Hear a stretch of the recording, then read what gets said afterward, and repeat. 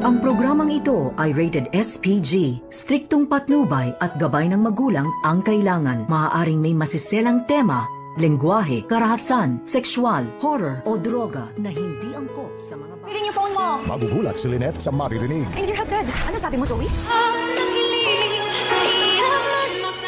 Narito na nga ang ating pakabangan, maya-maya ng konti sa abot kamay na pangarap. Ikakagulat nga dito ni Lynette ang kanyang marinig mula dito kay Zoe.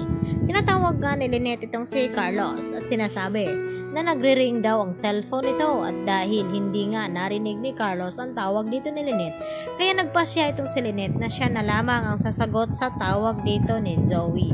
At dito nga na narinig ni Lynette na sinasabi niya na kailangan daw niya ng tulong, Daddy. At dito na tinanong ni Lynette itong si Zoe na kung bakit tinatawag niya si Carlos na Daddy.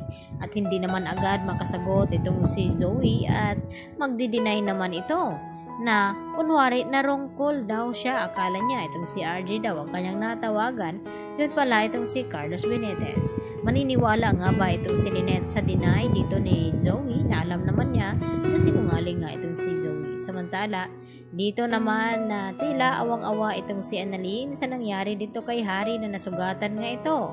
At kanino nga ba mapupunta itong comfort ni Annalyn sa tatlo? Dahil tila nagdadrama din naman itong si Rega na masakit daw ang kanyang likod dahil sa ginawa nilang paghabol at pagtulong dito kay RJ na hanapin nga itong mga kidnappers. At syempre hindi naman nagpapatalo itong si Doc Rendon at sinasabi na masakit daw ang balikat nito. At tila nagtatawanan naman itong mga kaibigan dito ni Annalyn habang narinig niya ang mga sinasabi ng kanyang mga kaibigan na tatlo. Samantala hindi rin nagustuhan ni Moira na makita ang sugatan itong kanyang anak na si Zoe. Kaya galit na galit naman itong si Moira na gustong sugurin itong si Don Pepe. At dahil nabaril na nga itong si Zoe ay may awa pa rin siyang naramdaman dito kay Don Pepe na hindi pwedeng saktan dito ni Moira dahil gustong gawin ni Moira na gumante dahil sa ginawang pagbaril ni Don Pepe dito nga kay Zoe.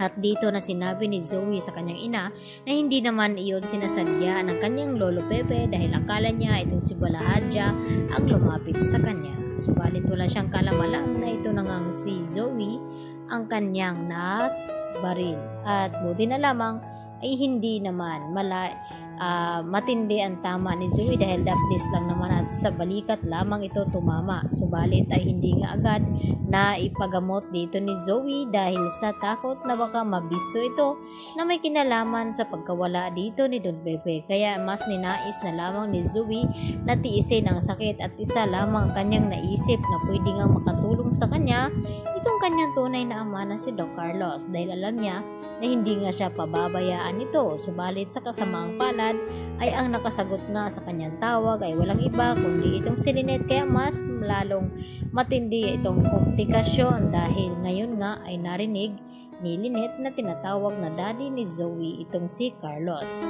At hindi na yan mawawala sa isip ni Lynette na kung bakit anong mayroong sekretong ugnayan itong dalawa na si Carlos at itong ang si Zoe.